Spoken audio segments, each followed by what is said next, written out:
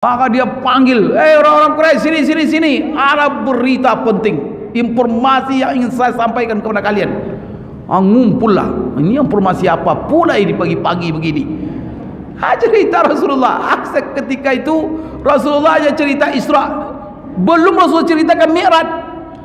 Karena kalau Isra saja mereka tidak percaya, apalagi Mi'raj, perjalanan di bumi aja tidak mereka percaya, apalagi dari bumi ke langit. Maka Bapak Ibu, setelah Rasulullah menceritakan, na'udzubillah, mereka bersorak-sorak, bersiul-siul, kemudian mereka menghina, mencemooh Rasulullah SAW, dan terbagi yang mendengar kisah ini kepada 4 golongan. Maka kita ini golongan yang mana?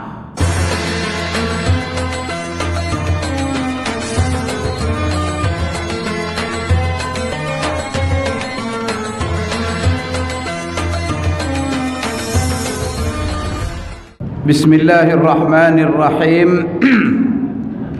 Assalamualaikum warahmatullahi wabarakatuh.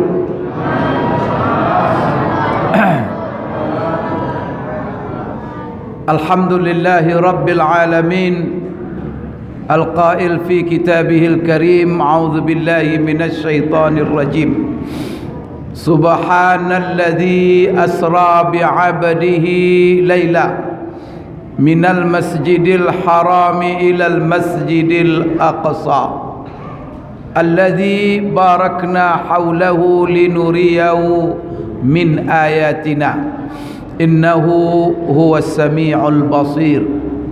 Wa huwal qail afatumarunahu ala ma yara walaqad ra'ahu nazlatan ukhra inda sidratil muntaha indaha jannatul ma'wa idh yaghsha sidrata ma yaghsha ma zaghal basaru wa ma tagha laqad ra'a min ayati rabbihil kubra.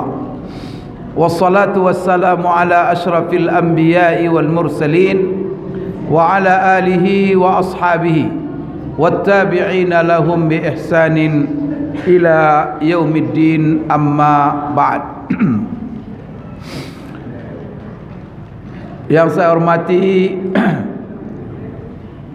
seluruh jajaran pengurus Masjid Paripurna Babus Salam Baitus Salam, ya, bapak-bapak, ibu-ibu, jemaah kaum muslimin, kaum muslimat, hafizakumullah wa ra'akum. Pertama sekali Bapak Ibu sekalian, tidak henti-hentinya kita dan tak pernah putus mengucapkan alhamdulillahi rabbil alamin, sebagai rasa syukur kita kepada Allah. Satu hal yang mungkin saya ingatkan pertama sekali adalah Allah telah izinkan kita kembali hadir di bulan Rajab tahun 1446 Hijriah. Maka ini adalah kesempatan, peluang, karunia yang Allah berikan kepada kita bersama. Berapa banyak orang Bapak Ibu di bulan Rajab tahun lalu masih bersama kita, tapi Rajab tahun ini enggak ada lagi. Tapi alhamdulillah kita semua masih Allah berikan kesempatan. Kenapa khusus bulan Rajab? Yang saya ingatkan ada 2 hal Bapak Ibu sekalian yang kita perlu ketahui di bulan Rajab, dan kita selalu diingatkan apabila masuk bulan Rajab. Pertama sekali, selain peringatan peristiwa Isra Mi'raj di bulan Rajab, bahwa bulan Rajab ini adalah salah satu bulan yang diistimewakan oleh Allah Subhanahu wa taala dengan menjadikannya sebagai salah satu bulan-bulan haram. Di dalam Al-Quran Allah Subhanahu wa ta'ala berfirman, Inna iddatas syuhuri indallahi 12 syahran fi kitabillah Yawma khalaqas samawati wal arda Minha arba'atun hurum Zalika ad-dinul qayyim fala tazlimu fihinna anfusakum. Artinya adalah sesungguhnya hitungan bulan dalam setahun di sisi Allah adalah 12 bulan. Hal itu sudah ditetapkan oleh Allah semenjak Allah menciptakan langit dan bumi. Kemudian Allah mengatakan minha arba'atun hurum. Di antara bulan yang 12 itu 4 di antaranya saya jadikan sebagai bulan-bulan haram. Ini penting yang perlu kita ingatkan dan kita ingat bersama. Jadi di samping peringatan Isra Mi'raj, Rajab ini adalah bulan haram. Apa artinya Bapak Ibu sekalian 4 bulan haram ini? Ini dijelaskan oleh Rasulullah yang 4 ini ketika beliau menyampaikan khutbah wada pada haji wada di Padang Arafah. Jadi salah satu konten khutbah dari Rasulullah SAW ketika jemaah haji wukuf di Padang Arafah kan ada khutbah Arafah. Apa isi khutbah Rasulullah di Padang Arafah ketika beliau haji tahun 10 Hijriah?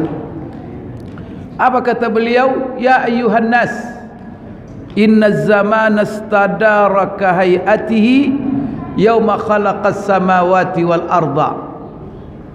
As-sanatu 12 syahra minha arba'atun hurum. Salasun mutawaliyat Zulqa'dah wa Zulhijjah wal Muharram wa wahidun fard Rajab Mudhar bainal Jumada wa Sya'ban. Itulah khutbah Rasulullah, salah satu isinya. Apa artinya itu Bapak Ibu? Hai manusia, kata Rasulullah SAW, artinya beliau berbicara dengan seluruh sahabat yang hadir ketika haji ketika itu lebih dari 100.000 orang. Ingat oleh kalian bahwa 1 tahun itu adalah 12 bulan. Maka Allah dalam Al-Quran sudah menyebutkan setahun itu 12 bulan. Maka di dunia ini siapapun membuat kalender 1 tahun, maka jumlah bulannya berapa? 12. Kecuali di Indonesia ada bulan ke-13 khusus bagi pegawai. Kalau begitu tu tidak ada masalah itu. Kalau bisa sampai bulan ke-17 ya. Bapak Ibu sekalian, 12 bulan kata Rasulullah. Dan di bulan yang 12 itu 4 di antaranya sebagai bulan-bulan haram. Apa bulan haram itu? Dalam Al-Quran Allah hanya menyebut minha arba'atun hurum. Di antaranya 4 sebagai bulan haram. Lalu Rasulullah menjelaskannya apa yang 4 itu. Maka Rasulullah katakan salasun mutawaliyat. 3 di antaranya letaknya berturut-turut, serangkai. Apa yang berturut-turut dan serangkai itu? Zulqa'dah, Zulhijjah, Muharram. Ini kan serangkai ini. Satu yang tersendiri terpisah, namanya Rajab. Yang mana Rajab itu letaknya antara Jumada dan Sya'ban. Coba Rasulullah urut itu.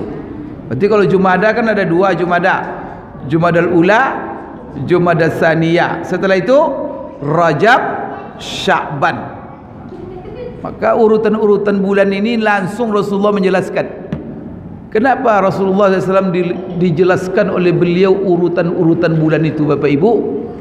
Ini adalah untuk membatalkan dan mengingatkan bahawa kepatalan atau kesalahan orang-orang jahiliyah, yang mana salah satu kebiasaan mereka memutarbalikkan bulan-bulan itu. Kadang-kadang Sya'ban diletakkannya di posisi Rajab, kadang Rajab diletakkannya di posisi Ramadan, begitulah seterusnya. Artinya mereka mengintervensi bulan yang mereka lalui sepanjang tahun. Apa kata mereka saja? Maka di sini Rasulullah mengingatkan dan Allah mengingatkan supaya mereka tidak boleh ada mengintervensi ciptaan Allah. Ke manusia ini pakai-pakai, tapi jangan intervensi. Ke kita ini diciptakan oleh Allah, laki-laki sudah ganteng, perempuan sudah cantik, maka jangan diintervensi, dirubah-rubah. Kadang hidung dah mancung dipesekkan, yang pesek dimancungkan. Muka sudah bagus dikasih plastik, alis sudah bagus dicabut diganti dengan yang palsu. Macam-macam kerja manusia.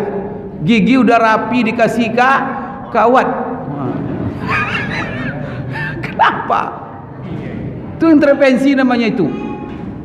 Yang Allah ciptakan sudah bagus, maka kita boleh intervensi, diizinkan kalau seandainya situ ada cacat, umpamanya ada kekurangan, ada sumbing, umpamanya ada hal-hal yang Bapak Ibu kira-kira menyakitkan secara kejiwaan. Ketika hal itu ada dan kita bisa memperbaikinya, maka kata ulama silakan. Tapi kalau dia sempurna, yang lebih fatal lagi, sudah dikasih jenis kelamin laki-laki, ganti pula. Sampai jenis kelaminnya diganti. Sudah dikasih laki-laki mau jadi perempuan, dikasih perempuan. Astagfirullahaladzim. Inilah manusia. Maka kebiasaan orang jahiliyah itu intervensi. Waktu pun intervensinya, diputar-putar baliknya. Maka marah Allah. Dalam Al-Quran Allah katakan, innaman nasi'u ziyadatun fil kufri. Orang yang memutar-mutar balikkan waktu itu adalah berlebihan dalam kekafiran. Itulah kata Allah. Allah mengancam orang-orang yang mengintervensi waktu. Maka pakai saja, lalui saja, jangan diintervensi. Bapak Ibu sekalian, salah satu yang akan dilakukan oleh syaitan, oleh iblis ketika dia berdialog dengan Allah, mereka akan menyesatkan manusia. Kemudian salah satu yang akan mereka goda manusia ini, fala yughayyirunna khalqallah, mereka akan merubah ciptaan Allah, mengintervensi ciptaan Allah. Itu kan rayuan setan itu, dalam Quran Allah ceritakan. Maka Bapak Ibu sekalian, Rasulullah mengatakan bulan haram itu ada 4, 3 berturut-turut. Lalu Rasul sebut 1, supaya jangan dirubah-rubah letaknya itu. Kemudian 1 yang pisah, Rajab. Apa makna Bapak Ibu sekalian Rajab sebagai bulan haram? Yang 4, haram itu artinya Bapak Ibu, ya haram. Dalam bahasa Indonesia haram itu apa? Lawan halal. Biasa Bapak Ibu kalau pergi haji, itu ada tukang-tukang taksi di Mekah itu. Bapak Ibu kan mau ke masjid kan jauh jarak hotel itu kan. Apa kata orang Arab tuh? Haram, haram, haram katanya. Orang Indonesia jawab halal katanya. Padahal maksudnya siapa yang berangkat ke haram, ayo saya antarkan gitu. Tapi orang Indonesia yang tahu haram lawannya halal. Bapak Ibu sekalian, jadi bulan haram Rajab, apa arti haramnya lawan halal? Artinya di dalam bulan Rajab ini ada hal-hal yang diharamkan kita melakukannya. Jadi arti haram lawan halal bulan Rajab ini, pertama di bulan Rajab ini ada hal-hal yang diharamkan Allah. Salah satu yang disebutkan Allah dalam Al-Quran yang diharamkan di bulan haram termasuk Rajab. Allah berfirman, yas'alunaka 'anis syahril haram qitalin fihi qul qitalun fihi kabir. Mereka bertanya kepada Muhammad tentang bulan-bulan haram. Apa yang mereka tanya? Substansi pertanyaan mereka adalah tentang hukum berperang di dalam bulan haram tersebut. Maka jawab hai Muhammad kepada mereka yang bertanya bahwa berperang di bulan haram itu merupakan dosa yang sangat besar. Maka Bapak Ibu sekalian, Allah mengharamkan perang. Berarti kalau di luar bulan haram halal berperang. Bapak Ibu sekalian, maksudnya di sini umat Islam kalau mereka berperang tak boleh mereka memulai perang itu di bulan haram. Maka harus mereka sabar. Kadang-kadang kan wilayah-wilayah Islam dicaplok oleh musuh-musuh Islam. Kadang-kadang umat Islam diserang, umat Islam digogoroti, tapi umat Islam tak boleh mereka memulainya perang tersebut kalau seandainya bulan-bulan haram, kecuali orang-orang musuh-musuh itu memulai perang dengan kita, maka kita diizinkan. Atau begitu tuh hukumnya. Termasuk juga Bapak Ibu, jangan di bulan-bulan haram ini kita membuat konflik, membuat kekacauan. Maka siapa yang membuat kekacauan di bulan haram ini, itu dosanya luar biasa. Kemudian juga Bapak Ibu sekalian, membuat hal-hal yang membuat kadang-kadang orang perang, atau Bapak Ibu membalas dendam dan segala macamnya. Maka hal-hal yang merusak dan mencederai keamanan hidup kita bersama, maka itu jangan dilakukan. Karena bulan haram itu salah satunya apa? Hikmahnya Allah mengamankan kehidupan kita. Maka tak ada boleh yang membuat kekacauan, semua aman. Kemudian Bapak Ibu, itu yang halal haram artinya apa? Bulan Rajab adalah bulan haram. Haram berperang, haram membuat kekacauan dan segala macamnya. Kemudian Bapak Ibu sekalian, apa arti bulan haram? Salah satu maknanya juga bulan haram itu apabila kita melakukan hal-hal yang haram, maka dosanya, keharamannya berlipat ganda. Itulah sebabnya Bapak Ibu, kalau sudah masuk bulan haram, masing-masing kita perlu saling mengingatkan. Ingat kita di bulan haram, maka jaga mulut, jaga mata, jaga telinga, jaga kaki, tangan, semuanya. Jangan sampai melakukan hal-hal yang diharamkan Allah. Kenapa? Karena perbuatan-perbuatan haram di bulan haram itu berlipat ganda dosanya. Bapak Ibu sekalian, itu haram pertama. Yang kedua, apa makna Rajab sebagai bulan haram? Yaitu dari kata ihtiram. Apa makna ihtiram? Terhormat, mulia. Maka orang Arab kalau bilang kepada kita al-muhtaram, itu artinya yang terhormat.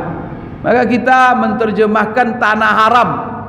Tanah apa itu kalau tanah haram? Kalau terjemahannya tanah suci, tanah mulia. Kemana ke tanah haram? Mau haji, mau umrah, maka ada tanah haram, ada bulan haram. Maka maknanya sama. Tanah haram, tanah suci. Bulan haram, bulan suci. Berarti Bapak Ibu, bulan suci dalam Islam itu bukan Ramadan saja. Ramadan bulan yang paling suci. Tapi bulan suci dalam Islam apa? Ada 5. Pertama Ramadan, kedua 4 bulan haram. Maka ini bulan suci semua. Siapa yang memberikan status kesucian, kemuliaan, status haram untuk bulan-bulan tersebut? Langsung Allah Subhanahu wa taala di dalam surah At-Taubah. Maka Bapak Ibu sekalian, ini ingat, langsung Allah itu memberikan statusnya. Allah yang menciptakan hari, Allah yang menciptakan minggu, bulan, apa semuanya, kan Allah menciptakan waktu ini. Dan Allah pula yang punya hak mutlak untuk membedakan satu waktu dari waktu, mengistimewakan satu waktu dari waktu yang lain. Maka satu pekan itu hari yang paling mulia hari apa? Hari Jumat. Siapa yang memuliakannya? Itu Allah. Diwajibkan yang laki-laki untuk sholat Jumat, berkumpul. Kemudian Bapak Ibu sekalian, bulan yang paling mulia bulan Ramadan. Tempat yang paling mulia, bumi ini semuanya ciptaan Allah, sama semuanya. Mau di Indonesia, di Amerika, di Mekah, semua Allah menciptakan.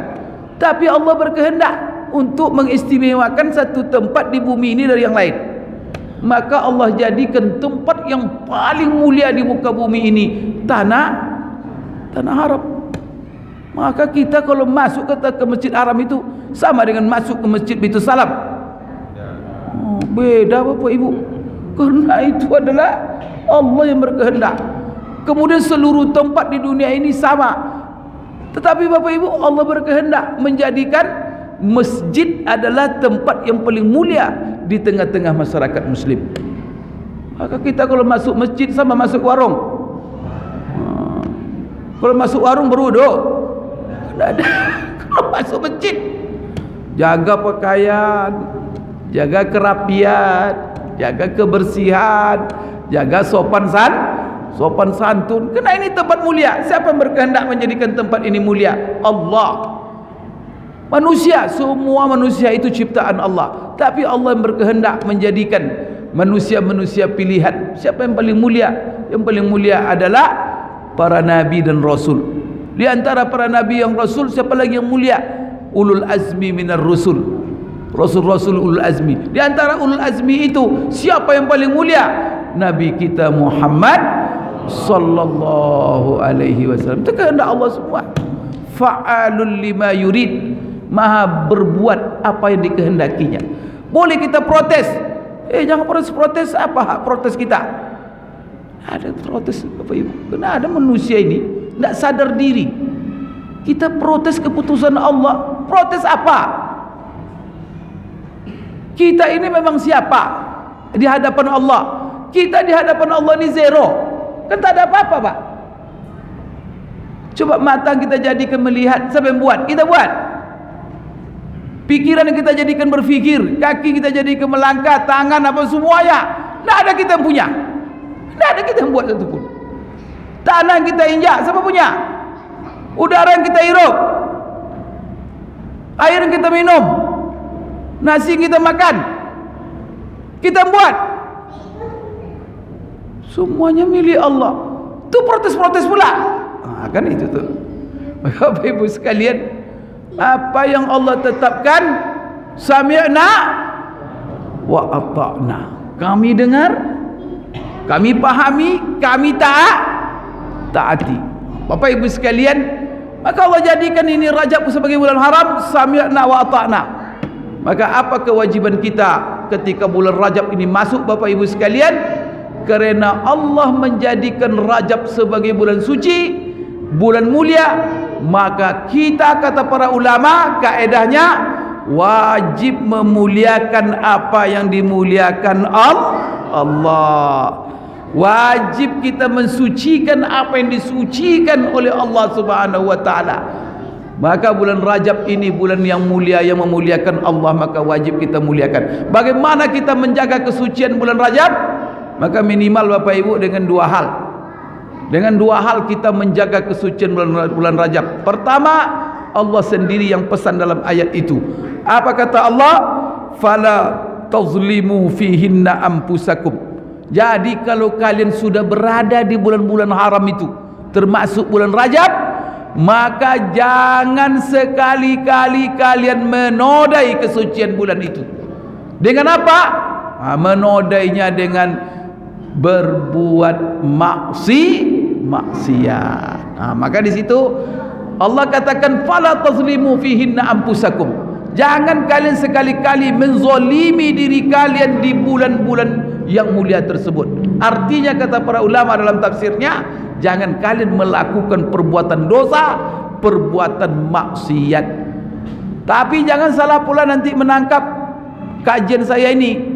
Kata Ustaz Mawardi tadi malam mengaji, tidak boleh berbuat maksiat di bulan Rajab. Maka kalau mau berbuat maksiat, tunggu dulu Rajab selesai.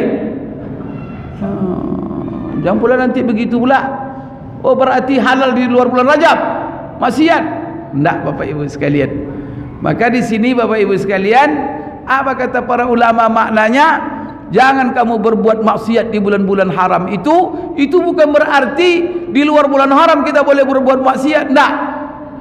Tetapi maknanya adalah apabila kamu berbuat maksiat di bulan haram tersebut, maka dosanya berlipat ganda. Tidak sama dengan berbuat maksiat di bulan-bulan yang lainnya. Maka Bapak Ibu sekalian, jaga itu. Kalau kita di bulan Rajab ini saling mengingatkan kita, ini bulan suci. Salah satu Bapak Ibu sekalian, dosa yang paling banyak sekarang ini, paling banyak dengan media sosial ini, dosa fitnah, dosa riba. Ini berbahaya sekali. Dosa mulut, riba aja isinya. Karena riba dengan mulut, riba dengan tangan. Main share-share, tahu share-share? Itulah sekarang musibah kita di zaman sekarang ini. Maka ini ingat bulan Rajab Bapak Ibu sekalian. Kemudian ini pertama, jangan dikotori dengan berbuat maksiat. Kemudian jaga kesucian bulan Rajab ini, kata Allah dengan ayat ini, dengan memperbanyak ketaatan dan amal-amal soleh. Maka mari kita perbanyak, dan insyaallah apa yang kita lakukan malam ini adalah di antara amal soleh majlis ilmu. Apalagi majlis ilmu kita pada malam hari ini mengambil keistimewaan bulan Rajab yang kedua, yang mana setiap bulan Rajab masuk kita diingatkan, yaitu terjadinya peristiwa Isra dan Mi'rajnya Nabi besar kita Muhammad sallallahu alaihi wasallam. Maka dari sejarah dari dulu gitu Bapak Ibu sekalian, turun-temurun, bahwa Rajab ini para ulama menjadikan ini adalah sebagai bulan, dan Allah memilihnya sebagai bulan yang mana di situ terjadi peristiwa yang dahsyat, peristiwa yang satu-satunya terjadi di alam semesta yang Allah berlakukan untuk Nabi kita Muhammad sallallahu alaihi wasallam. Maka setiap tahun kita apabila masuk bulan Rajab kita memperingatinya bersama. Kenapa Bapak Ibu kita peringati? Karena peristiwa ini sangat berkesan dalam hidup kita. Karena ini adalah peristiwa yang luar biasa untuk alam semesta, peristiwa untuk Rasulullah SAW, dan peristiwa yang sangat berkesan untuk kita sebagai umat Rasulullah sallallahu alaihi wasallam. Baik Bapak Ibu sekalian, maka dalam Isra Mi'raj ini akan saya kupas semuanya. Karena kalau saya kupas semuanya, perjalanan Isra Mi'raj ini setelah sholat Isya, seperti waktu sekarang ini, nanti baru selesai balik Nabi dari perjalanan Isra dan Mi'raj ini menjelang subuh. Kalau kita ceritakan semuanya, maka Bapak Ibu harus siap sampai subuh.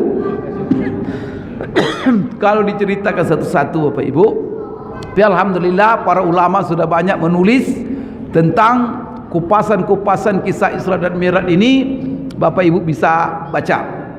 Baik Bapak Ibu, kita akan mengambil hal-hal yang penting daripada nilai-nilai yang perlu Bapak Ibu menjadi pedoman bagi kita dalam kehidupan kita sehari-hari dari peristiwa Isra dan Mi'raj ini.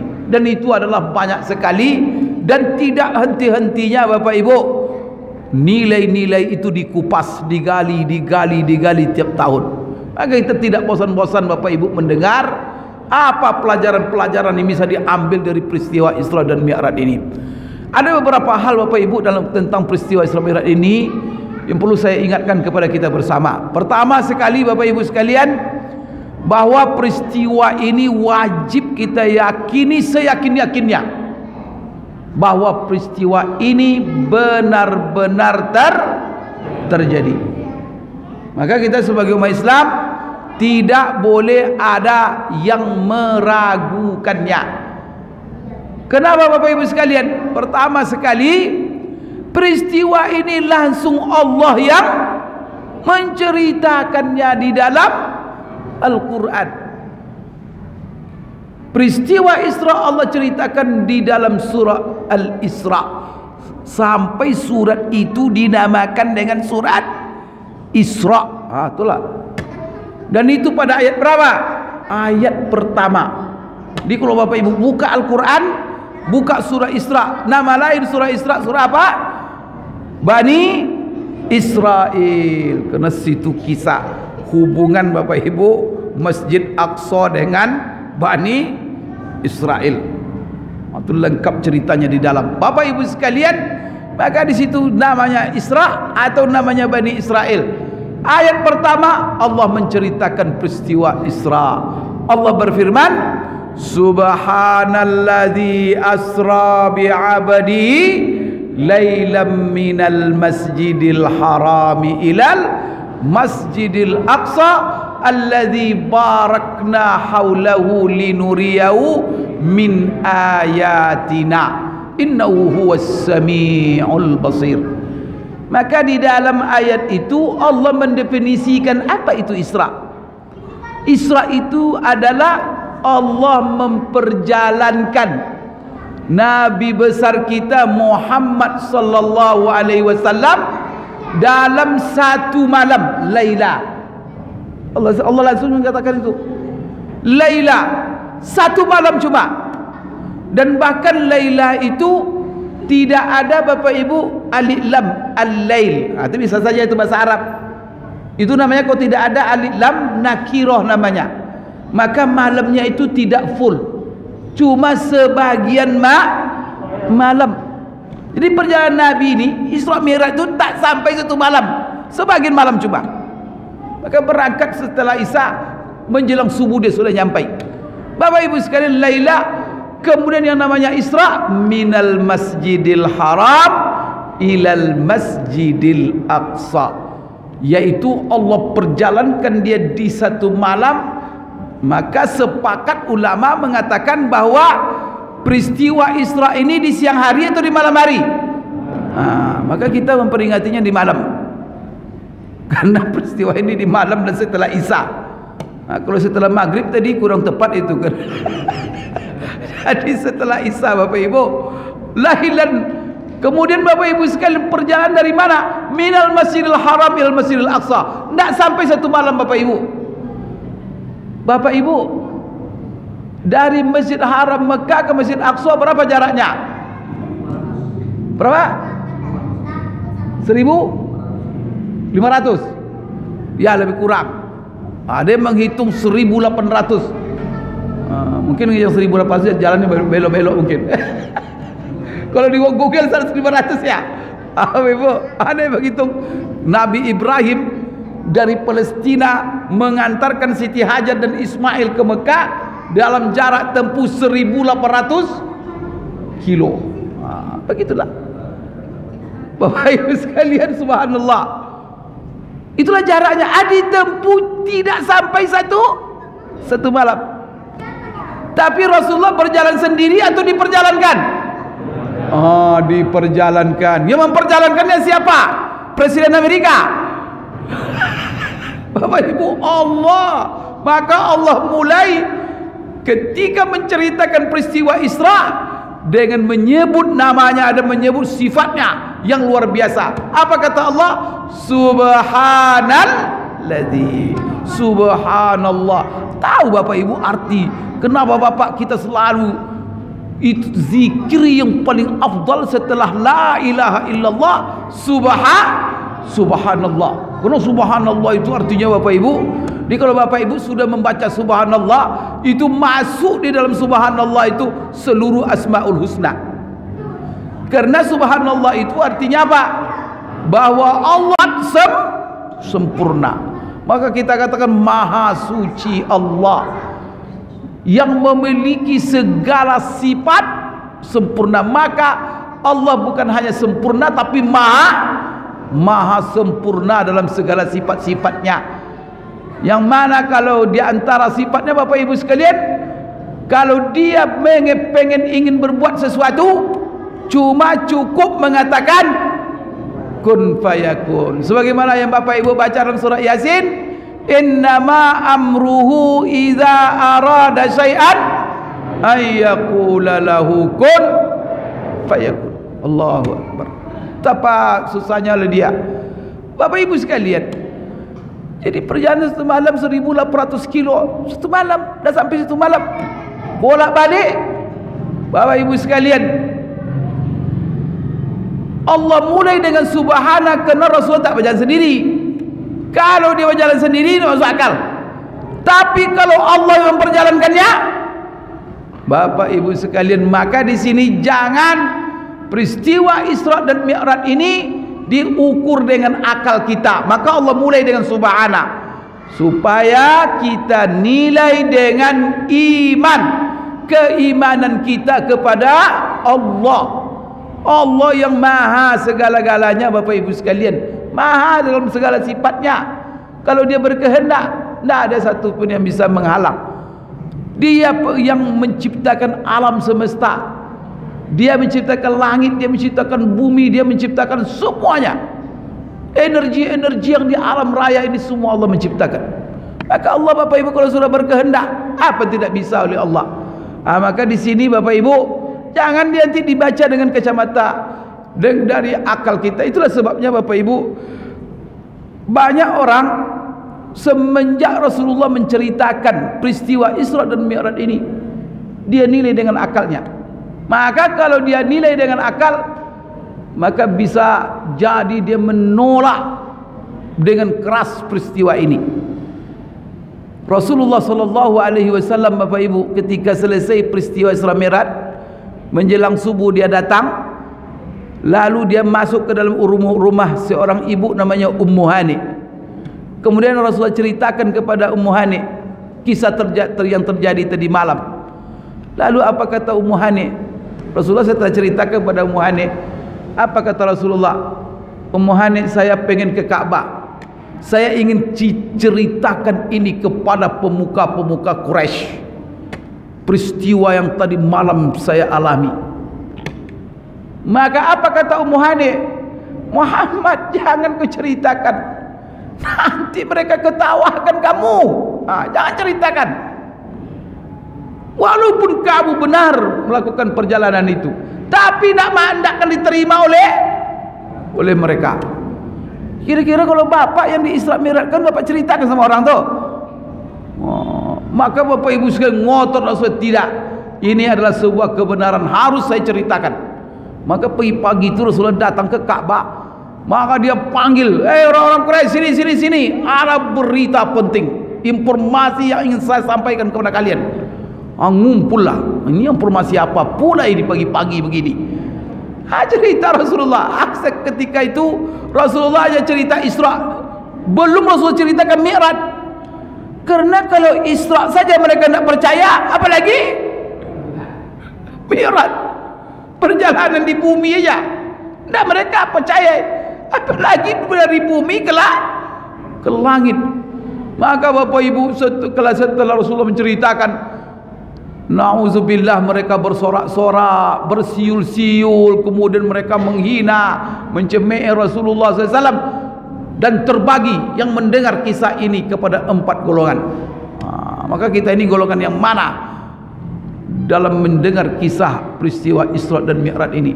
Golongan yang pertama yang mendengar kisah ini dari Rasulullah SAW, mereka yang memang dari awalnya memusuhi Rasulullah SAW, tiap hari menghina, mencaci maki Rasulullah SAW dan bertentangan dengan Rasulullah SAW. Setelah mereka mendengar peristiwa Isra Mi'raj ini dari mulut Rasulullah SAW, semakin menjadi permusuhan mereka dengan Rasulullah. Ini komandannya Abu Jahal, penghasut ini, malah dia mendapat bahan empuk untuk mengembalikan, memurtadkan kembali orang-orang yang sudah masuk Islam dengan berita ini. Rasulullah tahu konsekuensinya, tapi karena itu kebenaran, maka Rasulullah sampaikan. Maka itulah Bapak Ibu ya, kalau sesuatu itu benar, jangan segan-segan menyampaikannya. Maka Rasulullah berpesan kepada kita, qulil haq walau kana murra, katakan, ceritakan, ucapkan, sampaikan yang hak itu sekalipun pahit. Kadang-kadang kita kalau pahit yang hak itu kan diam aja, padahal itu kita diamkan Bapak Ibu, jadi dosa kadang-kadang. Bapak Ibu sekalian, maka Rasulullah sampaikan. Jadi pertama, yang memusuhi Rasulullah semakin menjadi permusuhannya. Yang kedua Bapak Ibu, ada golongan sebenarnya selama ini sudah simpati dengan Rasulullah SAW, walaupun mereka belum beriman. Karena kadang-kadang malu sama tokoh-tokoh Quraisy itu, kadang-kadang segan, kadang-kadang takut kehilangan kedudukan. Banyak seperti itu Bapak Ibu. Yakin hatinya meyakini kebenaran itu, tetapi gengsinya menghalang dia untuk menerima. Nah, ini faktor gengsi ini gawat, ini karam kita dibuatnya. Maka Bapak Ibu jangan gengsi menerima kebenaran. Kata orang, jangan ditegakkan tali basah. Sudah salah masih dipertahankan juga. Kita hidup bukan untuk mempertahankan yang salah, tapi kebahagiaan hidup kita tergantung sejauh mana kita menegakkan kebenaran. Maka orang yang beruntung, kata Allah, wal asri innal insana lafi khusrin illa alladzina amanu wa amilus salihat wa tawasaw bil haq. Yang benar itu sampaikan, saling mengingatkan yang benar. Bapak Ibu sekalian, yang kedua sudah simpati. Setelah mereka mendengar kisah Isra dari mulut Rasulullah sallallahu alaihi wasallam, malah mereka balik tidak simpati, balik memusuh. Ini tidak ada, ini sudah keterlaluan ini Rasulullah Muhammad ini, katanya. Maka ini tidak bisa diterima ini. Masa dia cerita malam tadi setelah Isa berangkat menjelang subuh? Ini tidak masuk akal. Maka mereka tolak, tidak jadi simpati. Yang ketiga Bapak Ibu sekalian, ini yang paling parah. Sudah masuk Islam, sudah beriman, tapi iman masih lemah, Islam masih lemah. Lalu Rasulullah menceritakan ini, datang pula yang menghasut yang lain. Percaya kalian itu masih Islam juga kalian? Karena iman dan Islamnya masih lemah, akhirnya digoda-goda dan dicemeh-cemeh dicemooh oleh teman-temannya. Maka Bapak Ibu mereka murtad kembali. Inilah uji coba iman. Maka kalau beriman, kalau Islam itu Bapak Ibu jangan lemah-lemah. Islam itu kafah. Iman itu yang diinginkan oleh Allah, iman yang kuat, yang kokoh, yang teguh, tidak bisa dilemahkan oleh godaan apa saja. Kita ini nggak tahu nih Bapak Ibu sekalian. Kalau digoda kita ini kira-kira gimana ini? Berbalik kita itu tidak. Maka ada suatu fitnah Bapak Ibu yang kita selalu diperintahkan berdoa oleh Rasulullah, diingatkan, yaitu supaya kita dihindari dari fitnah Dajjal. Tahu Dajjal? Saya kalau hadir Dajjal ini di tengah-tengah kita nih, tahu nih Bapak Ibu, mungkin masjid ini kosong sudah. Tahu Dajjal Bapak Ibu? Sifat-sifat Dajjal itu. Dajjal itu mata sebelah Bapak Ibu. Tapi Allah beri dia kemampuan macam-macam untuk menguji iman manusia. Maka kita berlindung, ya Allah, kami berlindung dari fitnah Dajjal. Itu maksudnya itu. Coba bayangkan kalau sempat Dajjal hadir tengah kita, apa kata Dajjal? Hei hujan turun, turun hujan tu Pak. Tapi izin Allah, karena Allah ingin menguji iman kita. Ada sungai kering, apa kata Dajjal? Mengalir sungai, mengalir sungai itu. Ada bapak ibu yang miskin ingin duit, langsung apa? Datang duit, kasih duit langsung. Mau sembako, datang sembako langsung. Gimana itu? Tapi kata Dajjal, kau sujud dengan saya Tuhan kalian. Kira-kira gimana itu Pak? Ada yang sakit lumpuh, sembuh kata Dajjal, sembuh langsung. Ada yang buta, langsung begini kena Dajjal. Melihat lagi. Kira-kira kalau dapat fitnah itu kita masih dalam beriman atau sudah ikut Dajjal? La ilaha illallah Pak Ibu. Tapi kalau lihat wajah-wajahnya ini tidak mungkin ikut Dajjal ini. InsyaAllah ini iman kuat semua ini. Maka kita Rasulullah mengajarkan kepada kita setiap selesai solat, bukan selesai solat, selesai tahiyat akhir, apa salah satu doa diajarkan Rasulullah? Berlindung dari fitnah Dajjal. Maka salah satu manfaat membaca surah Al-Kahfi setiap hari apa? Hari Jumat, malam Jumat. Apa salah satu hikmahnya? Supaya terhindar dari fitnah. Itulah dahsyatnya fitnah Dajjal itu. Sekarang kan jangan Dajjal Bapak Ibu. Kalau ada dukun-dukun yang bisa menyembuhkan penyakit, lupa kita kadang-kadang Tuhan. Lupa kita menyebut nama Allah. Dukun itu juga. Apalagi Dajjal itu. Maka Bapak Ibu, Allah mengatakan dalam Al-Quran, ahasiban nasu ayyutraku ayyakulu amanna wahum la yuftanun. Apakah manusia mengira mereka dibiarkan mengatakan kami beriman, padahal mereka belum dicoba. Dalam ayat lain Allah katakan, am hasibtum an tadkhulul jannata walamma ya'lamillahu allazina jahadu minkum wa ya'lamas sabirin. Apakah kamu mengira kamu masuk surga, Allah belum menguji kamu? Siapa di antara kamu yang betul-betul pejuang atau pecundang? Siapa di antara kamu yang sabar dalam menghadapi berbagai cobaan dan tantangan? Maka Allah coba kita kadang-kadang. Allah ingin tahu siapa yang sabar, siapa yang betul-betul pejuang. Dalam ayat yang lain apa kata Allah? Am hasibtum an tadkhulul jannata walamma ya'lamillahu walamma ya'tikum masalul ladzina khalu min qablikum massathumul ba'sa'u wad-dharra hatta zulzilu walladzina amanu ma'ah mata nasrullah. Jadi dalam ayat itu Allah katakan hatta zulzilu hatta yaqula ar-rasulu walladzina amanu mata nasrullah. Kapan pertolongan Allah? Ala inna nasrallahi qarib.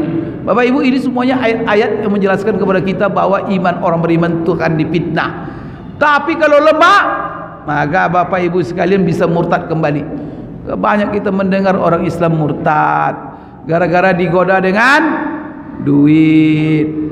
Gara-gara murtad gara-gara dengan perempuan, tergoda oleh cinta, murtad Bapak Ibu.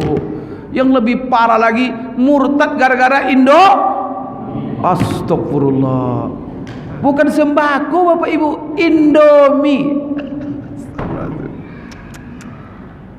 Maka hati-hati Bapak Ibu. Kadang saya tidak tahu nih, kalau dikasih lah Bapak Ibu duit, ada orang ngasih duit sama Bapak, Pak, saya kasih Bapak duit 25 juta sebulan, tapi dengan syarat Bapak jangan ke masjid lagi. Hei, kira-kira nih yang di masjid ini gimana ini? Pilih 25 juta atau pilih masjid?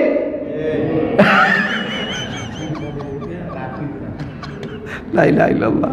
Karena Bapak Ibu saya mendengar ada berita, ada masjid kosong Pak, gara-gara rupanya orang Islam di situ dikasih duit 500.000 per minggu,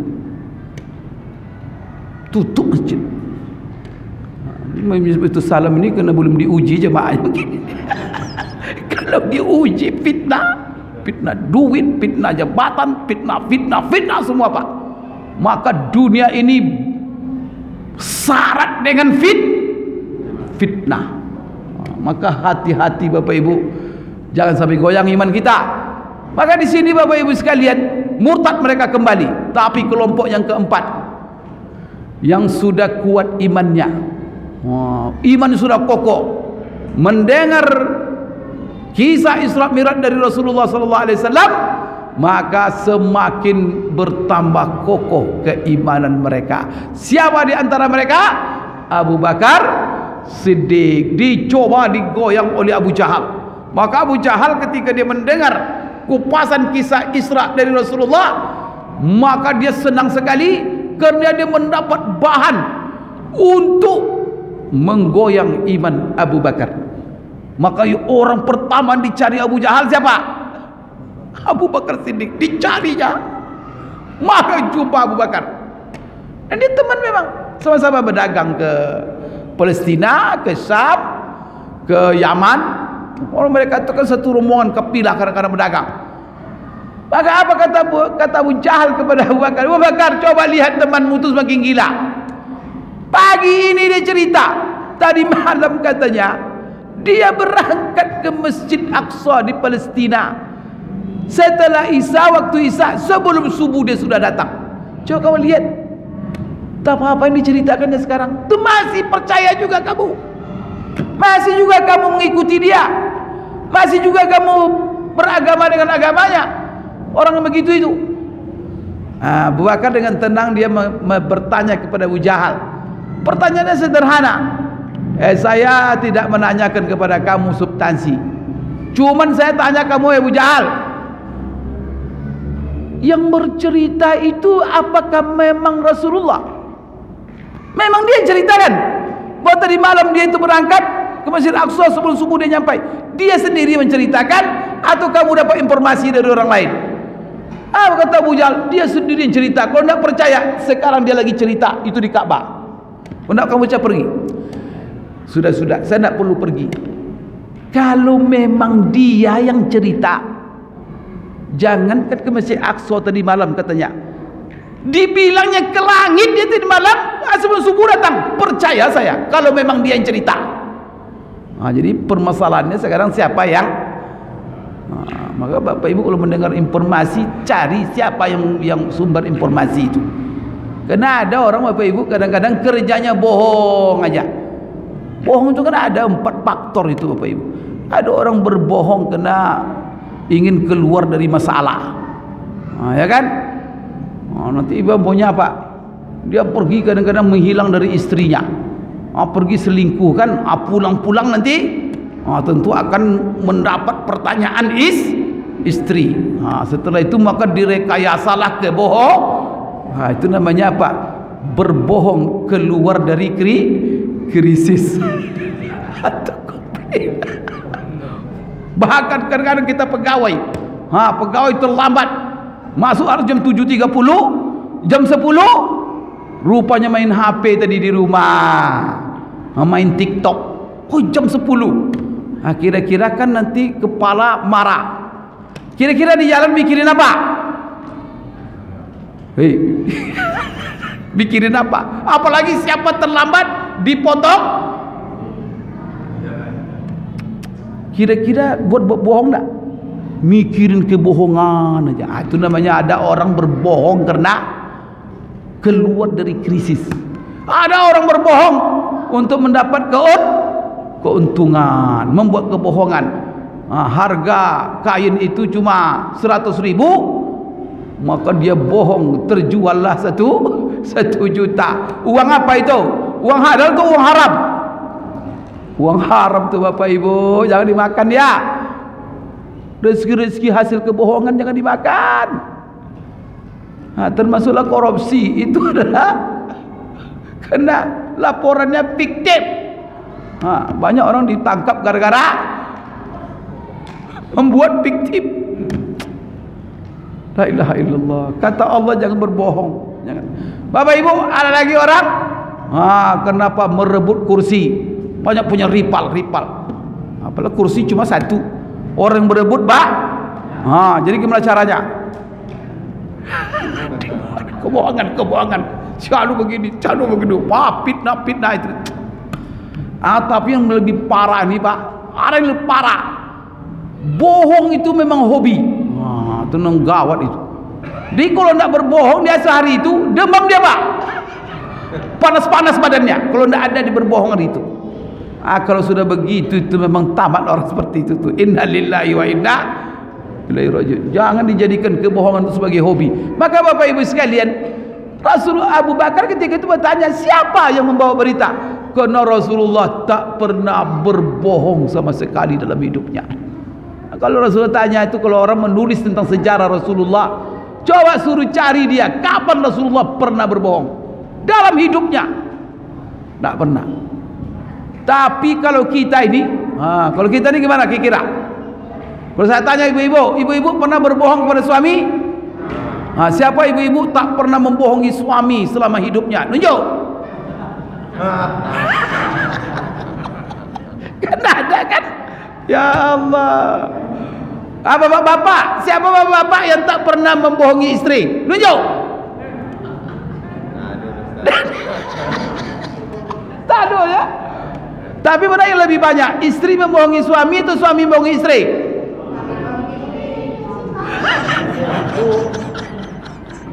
Ya Allah, Rasulullah Bapak Ibu, ya Allah, maka dia digelar. Siapa yang menggelar dia?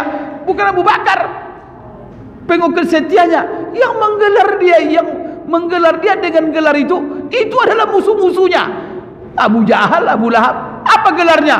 Al-Amin. Amin itu Bapak Ibu artinya dua itu.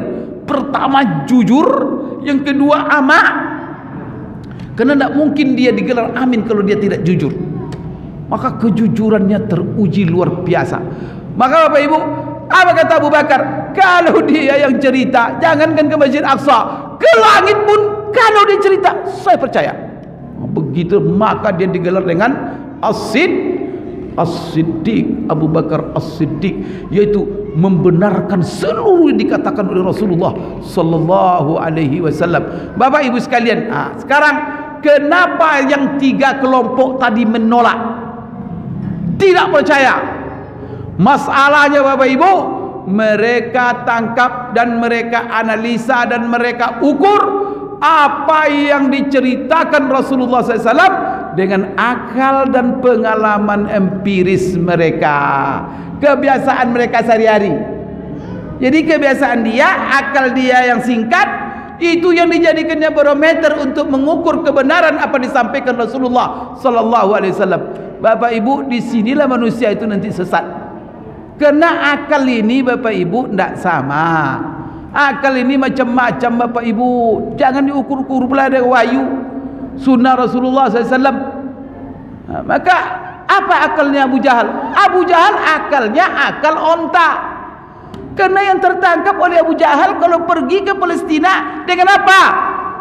Dengan onta. Kalau dengan onta tentu jalannya begini ya. 40 hari pergi, 40 hari pulang. Kalau itu onta. Kemudian empiris dia. Empiris apa? Pengalaman, kebiasaan. Karena dia juga pedagang. Orang Mekah itu kan pedagang rata-rata Pak. Pergi ke Palestina sebulan, pulang sebulan. Sekarang Nabi Muhammad cerita tidak sampai satu. Maka dibilangnya ini bertentangan dengan kebiasaan. Maka mereka tolak. Abu Bakar menangkap itu bukan dengan kebiasaan, bukan dengan akal, tetapi dengan kalau Allah berkehendak, tidak ada yang susah. Maka itulah sebabnya Bapak Ibu, kita di hadapan hadis-hadis Rasulullah SAW, di hadapan Al-Quran, Bapak Ibu sekalian jangan ditangkap dengan akal kita yang sederhana, yang singkat ini. Tetapi Bapak Ibu katakan sami'na wa ata'na. Setelah itu kalau mau analisa silakan. Tapi jangan dulu dicerna dengan akal. Kalau masuk akal percaya, tidak masuk akal tidak percaya. Itu bahaya itu nanti. Tidak bisa kita tidak beragama Bapak Ibu. Kan jangan tangkap. Masalahnya bukan tidak masuk akal Pak, cuman akal kita yang tidak. Itu harus dibedakan itu. Tidak ada agama ini tidak masuk akal Pak. Masuk akal semuanya. Masalahnya Pak, akal kita. Kalau hiduplah Abu Jahal sekarang Pak, percaya dengan Islam itu Pak. Karena akal orang sekarang bukan akal onta lagi. Akal apa sekarang? Sekarang akal rudal, akal jet Pak, pesawat. Coba kalau seandainya ada sekarang di antara bapak punya pesawat yang dipakai oleh Presiden Amerika, Presiden Rusia, jet khusus itu kan. Kalau kita berjalan dari Jakarta dengan pesawat biasa 8 jam sampai ke Mekah. Tapi kalau dengan jet itu bisa 2 jam coba. Kecepatannya berlipat Pak. Dan itu pesawat itu dirakit oleh manusia. Dan mereka merakit itu memanfaatkan energi. Siapa yang menciptakan energi itu? Allah. Hanya memanfaatkan energi. Mampu mereka merakit sebuah jet kecepatannya. Maka kalau sempat Bapak Ibu ada sekarang pesawat yang barangkali Bapak Ibu sekarang yang diciptakan jet-jet yang apa itu, yang kencang itu ngeliling bumi ini cuma 8 jam putar bumi ini, bahkan lebih kurang dari 8 jam. Kalau seandainya cuma perjalanan dari Mekah ke Palestina bolak balik bisa sejam Pak. Kalau jet Kalau bapak punya jet kecepatan seperti itu, punya jet yang dimiliki oleh Presiden Amerika itu, atau dimiliki oleh Presiden, lalu bapak pergi ke Mekah, bapak parkir dekat apa itu, Masjid Haram itu, lalu nanti tiba pagi-pagi bapak bilang bapak punya jet. Tadi setelah Isya tadi malam saya berangkat ke Palestina. Setelah saya sujud tahajud, kemudian saya sholat malam di sana, beribadah, iktikaf berapa jam, kemudian balik saya ke Mekah lagi. Sebelum subuh saya di Mekah sudah sampai. Percaya kita tak? Kenapa? Akal manusia sudah dulu akal onta itu akal Abu Jahal. Akal orang sekarang, la ilaha illallah. Itulah Bapak Ibu, hal yang tidak masuk akal bagi kita sekarang. Mungkin Bapak Ibu kita meninggal dunia, besok itu adalah sesuatu yang lumrah bagi manusia.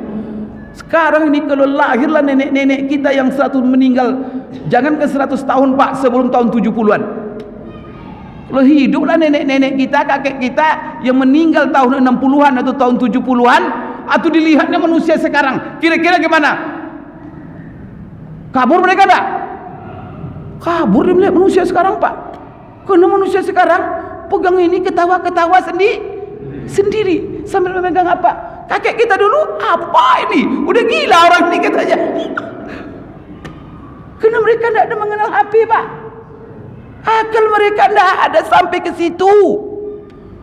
Tapi bagi kita sekarang, maka Bapak Ibu, bukan tak masuk akal yang belum sampai. Agama jangan diukur-ukur dengan akal kita. Apalagi yang disampaikan Rasulullah, wa ma yantiqu 'anil hawa in huwa illa wahyun yuha. Tidak ada yang disampaikan Rasulullah kepada kita kecuali itu wahyu yang diwahyukan kepadanya. Artinya apa? Ilmu Allah. Kalau ilmu Allah, Allah mengetahui yang sudah, seluruh yang telah lalu. Allah mengetahui apa yang terjadi hari ini, dan Allah mengetahui apa yang terjadi akan bahkan Allah tahu semua siapa yang masuk neraka, siapa yang masuk surga. Kemudian ilmu itu Pak diukur dengan akal yang terbatas ini. Ilmu Allah itu, itulah sebabnya pesan Allah dalam Al-Quran, apapun yang disampaikan Allah dan Rasul bukan tidak masuk akal, maka kita konsekuensi sebagai beriman sami'na wa ata'na. Maka dalam Al-Quran Allah menafikan iman bagi orang yang Bapak Ibu sekalian ragu menerima apa yang telah diputuskan Allah dan Rasul. Maka apa kata Allah dalam Al-Quran? Wa ma kana lil mu'minin wala mu'minatin idza qadallahu wa rasuluhu amran ay yakuna lahumul khiyaratu min amrihim. Tidak ada hak bagi orang yang beriman laki-laki, beriman perempuan, kalau Allah sudah memutuskan satu perkara, mereka punya pilihan lain, sekalipun kata akal mereka pilihan itu lebih baik, tidak ada. Maka yang terbaik putusan Allah. Maka jangan cari-cari yang lain. Di dalam ayat yang lain Allah katakan, fala wa rabbika la yu'minuna hatta yuhaqqimuka fima shajara bainahum thumma la yajidu fi anfusihim haraja mimma qadaita wa yusallimu taslima. Demi Tuhanmu hai Muhammad, bersumpah Allah, sampaikan kepada umatmu, demi Tuhanmu, mereka tak bisa disebut beriman sampai mereka menerima apa yang kamu sampaikan, apa yang kamu putuskan hai Muhammad, dan mereka tidak dapatkan dalam hati mereka sedikit pun keberatan menerima semua yang kamu putuskan.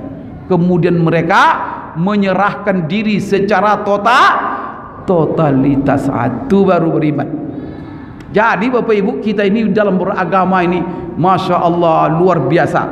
Maka saya lihat di kesempurnaan iman kita, tak pernah kita mempertanyakan agama ini Pak. Padahal sebenarnya kalau Bapak ingin mempertanyakan, banyak yang Bapak ingin pertanyakan. Mungkin Bapak bilang ini tidak masuk akal. Saya mau beri contoh sederhana lah.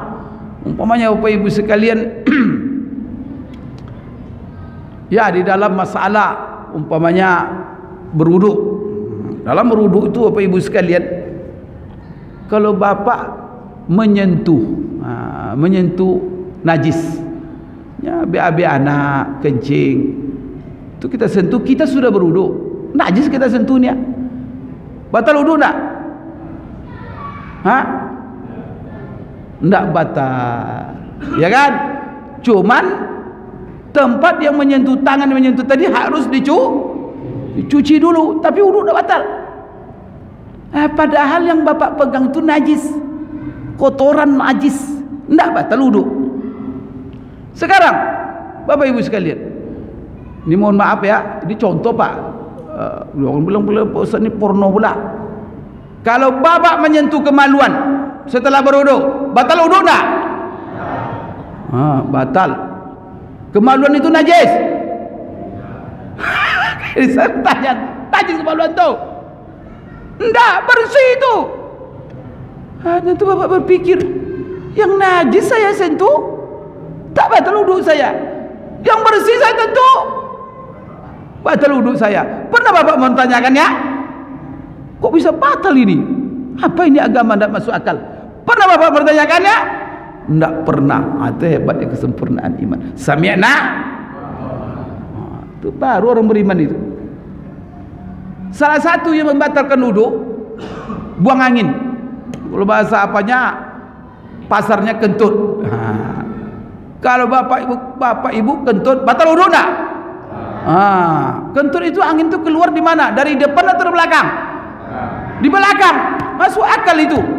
Tempat keluar anginnya di belakang, yang dibasuh apa hubungan itu? Kenapa tidak tempat keluar angin itu dibasuh? Barangkali kadang-kadang keluar angin itu membawa sesuatu pula keluarnya kan? Kenapa tidak itu dibasuh? Kok yang dibasuh muka? Pernah bapak tanya itu? Pernah bapak ibu-ibu bertanyakan? Tidak ada. Kenapa? Karena sifat orang beriman itu, kalau itu memang perintah Allah, sami'na wa ata'na. Allahu Akbar. Daya beriman. Maka bapak ibu, bukan masalahnya bapak ibu, akal kita bapak ibu tidak sampai. Maka saya yakin saya ini masih banyak bapak ibu yang ragu dengan sunnah Rasulullah. Coba siapa yang pernah sini mencoba? Ini dalam hadis sahih. Tidak ada ulama yang mengkritik hadis ini. Semua mengatakan sahih di situ. Rasulullah menyampaikan. Dia ke minuman nih, ya kan? Bawa minum susu. Susu mahal pula. Kopi mahal. Lagi Starbucks. Ini pas lagi minum kopi, masuk lalat. Apa kata Rasulullah? Bapak ibu, apa kata Rasulullah kalau lalat masuk ke dalam minuman kita? Tenggelamkan itu lalat. Setelah itu apa? Dibuang lalat itu. Dibuang pak, jangan diminum sama lalatnya. Kata Rasulullah. Saya minum dulu bapak ibu sekalian. Jadi bapak ibu, jangan diminum lalatnya. Dibuang kata Rasulullah. Tenggelamkan dia. Setelah itu dibuang. Lalu minum airnya. Siapa yang pernah mencoba? Hei bapak ibu, dia mencoba. Kenapa anda pernah mencoba? Anda pernah yakin? Alhamdulillah. Saya Allahu Akbar. Bismillah. Bapak ibu sekalian, itu Rasulullah katakan itu. Maka apa? Tenggelamkan, tapi jangan buang airnya kata Rasulullah. Tidak ada Rasul katakan jangan buang air. Kenapa bapak ibu? Apalagi mahal bapak ibu. Mubazir. Apalagi apa? Susu anak, susu tinggal itu lagi. Masuk pula lalat. Gimana? Masya Allah. Tenggelamkan itu lalat. Setelah itu buang. Kenapa? Kata Rasulullah SAW, karena di salah satu sayap lalat itu ada bakteri, penyakit. Tapi di sayap yang lain ada obat penawar. Masya Allah. Kalau bertemu racun dengan obat penawar, maka racunnya langsung menjadi tawar, tidak memberi mudarat. Pak, hadis ini banyak orang-orang kafir menghina Islam dan menghina Rasulullah gara-gara hadis ini. Direndahkannya Islam. Apa ini jorok sekali katanya. Masa lalat? Bapak Ibu sekalian, maka jangan seperti akal-akal apa kita. Itu akal-akal Abu Jahal itu. Akal singkat.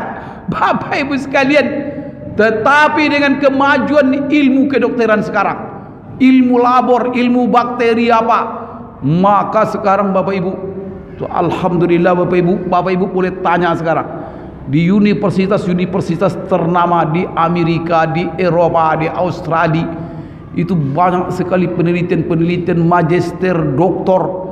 Mereka mendapat gelar macam-macam, gelar akademik. Gara-gara apa? Meneliti fakta-fakta Al-Quran dan Sunnah Rasulullah. Tidak ada kitab suci Bapak Ibu, kemudian pesan manusia yang diteliti kebenarannya masuk keluar labor, kecuali Al-Quran dan Sunnah Rasul. Maka mereka banyak yang masuk Islam Bapak Ibu. Dulu mereka mencemeh, menghina Bapak Ibu sekalian, tetapi setelah mereka teliti apakah benar apa yang dikatakan oleh Nabi orang Islam itu, bahwa di lalat itu ada obat penawar. Dengan alat-alat canggih sekarang Pak, mereka teliti beribu-ribu kali, teliti. Setelah itu mereka, Masya Allah, persis mereka temukan dengan fakta ilmiah berdasarkan penelitian itu. Banyak mereka masuk Islam Pak. Dulu Bapak Ibu sekalian tahu sunat. Bapak-bapak kan disunat semuanya ini kan. Itu Amerika tahun 70-an atau 70-an. Siapa yang menyunat orang disanksi karena itu bertentangan dengan HAM. Kenapa kulit itu melukai manusia itu, mengeluarkan darah dari manusia, membuang daging itu bertentangan dengan HAM. Kita bilang tapi apa yang terjadi Bapak Ibu setelah itu? Menyebarlah penyakit kelamin, termasuk penyakit haid. Sebelum penyakit haid itu penyakit apa tuh namanya? Stres mereka mengobatinya Pak. Tak mereka temukan obat. Yang herannya setelah mereka teliti, rata-rata yang kena penyakit itu yang tidak disunat. Yang disunat. Coba Bapak Ibu sekalian. Setelah itu apa perintah Presiden Amerika sampai hari ini? Seluruh rumah sakit bayi laki-laki disunat. Mereka bukan mengamalkan sunnah Rasulullah, tetapi fakta ilmiah. Allahu Akbar.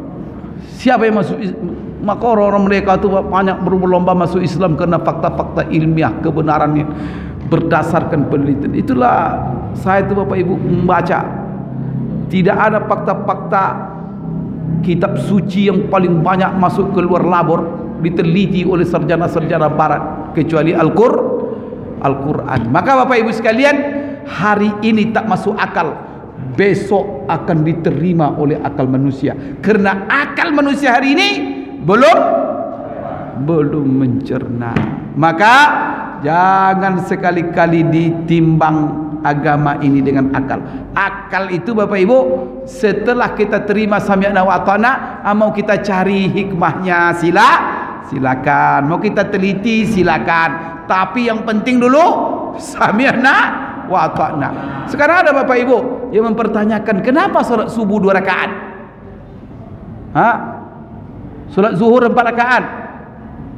Mana yang lebih masuk akal? Salat subuh 2 rakaat, zuhur 4 rakaat, atau zuhur seharusnya 2 rakaat, subuh 4 rakaat?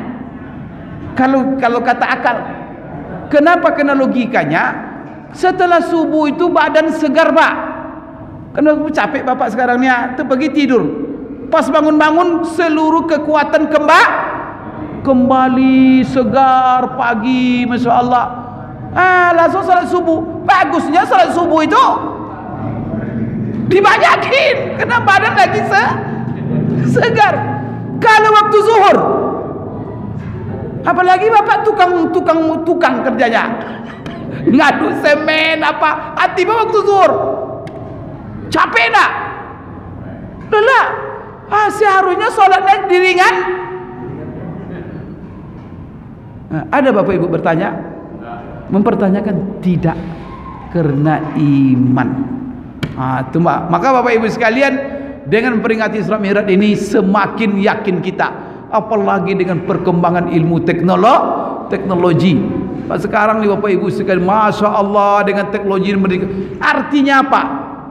Manusia tadi saya katakan, manusia yang hanya memanfaatkan energi. Itulah sebabnya Albert Einstein, dia mengatakan, manusia ini sehebat apapun mereka, secanggih apapun ilmu yang mereka raih, teknologi yang mereka buat, mustahil manusia bisa menciptakan satu energi.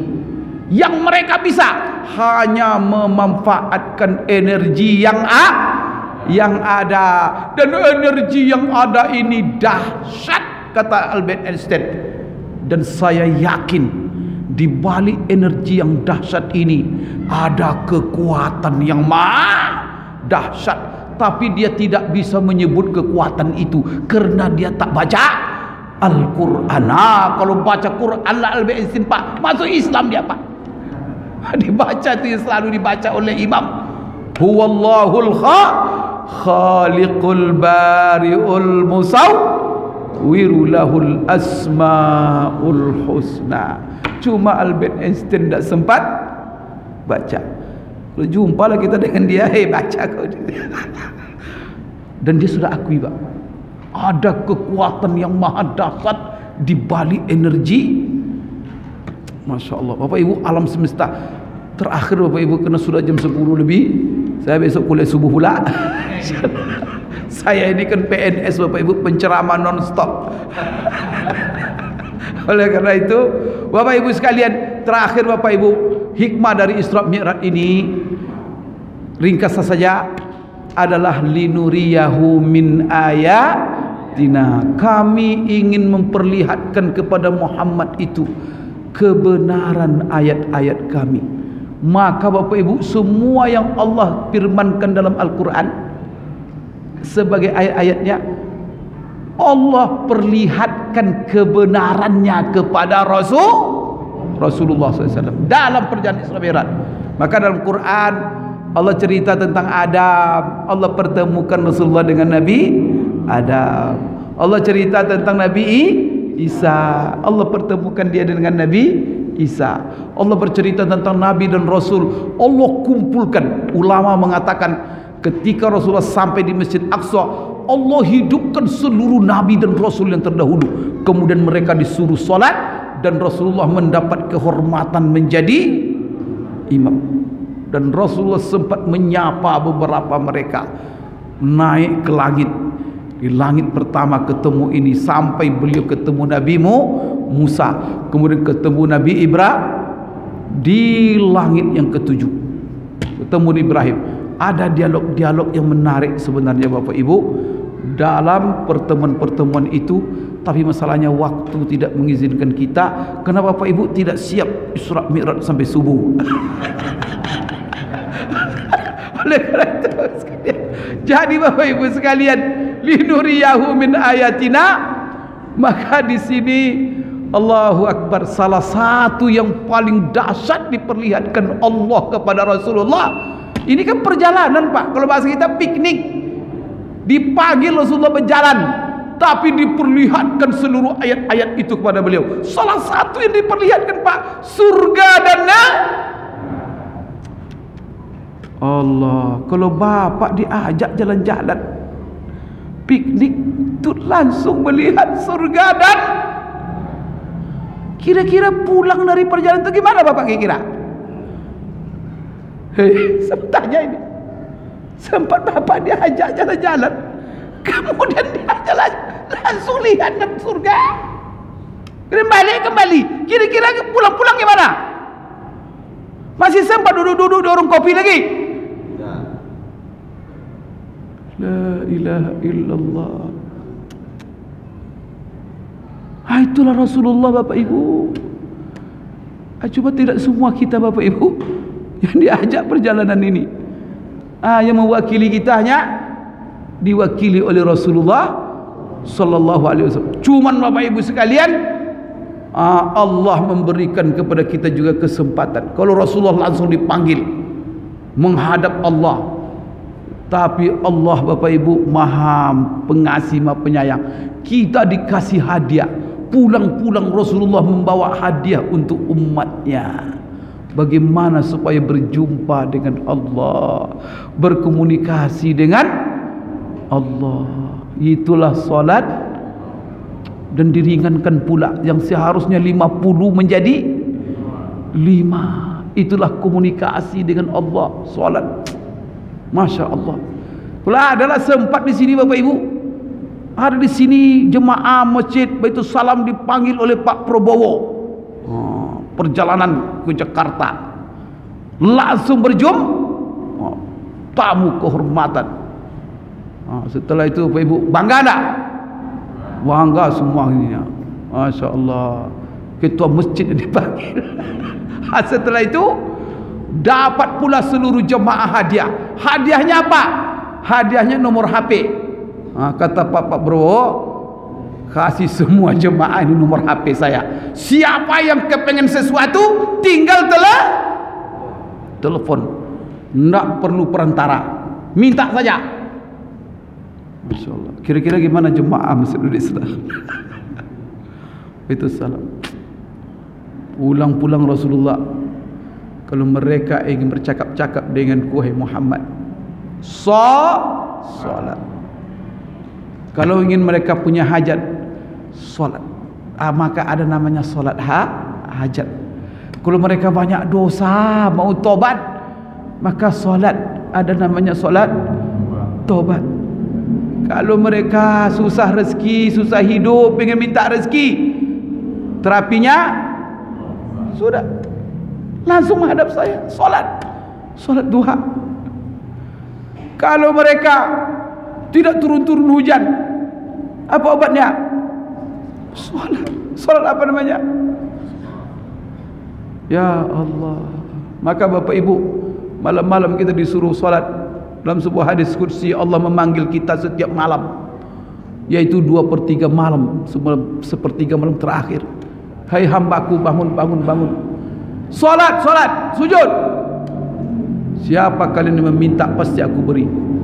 Siapa kalian punya hajat, akan aku penuhi. Siapa kalian menangis tobat untuk diampunkan dosa, saya akan ampuni. Allahu Akbar. Itulah hadiah terbesar yang dibawakan Rasulullah untuk kita. Oleh karena itu, salat itu, Bapak Ibu, kebutuhan, kebahagiaan dan hadiah besar. Maka kita harus bahagia, Bapak Ibu. Bapak Ibu kalau ketemu Pak Prabowo, susah enggak sekarang? Bisa langsung nelpon dia, bisa langsung jumpa, bisa bercakap-cakap dengan Allah, pengendali alam semesta, yang menghidupkan kita, yang mematikan kita, yang mengeruniakan rezeki, yang memanjangkan umur, yang menghidupkan, yang memati, semua yang kendali dia. Ya Allah, kalau kita mau bercakap-cakap dengannya, tinggal berwudu. Allahu Akbar.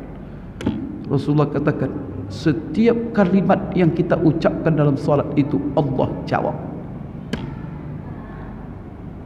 Tidakkah bahagia kita, Bapak Ibu? Inilah hadiah besar. Bapak Ibu, kena waktu juga yang membatasi kita. InsyaAllah kita sambung dalam kesempatan yang lain. Aku qouli hadza wa astaghfirullah li wa lakum. Subhanakallahumma rabbana wa bihamdik, asyhadu an la ilaha illa anta, astaghfiruka wa atubu ilaik. Assalamualaikum warahmatullahi wabarakatuh.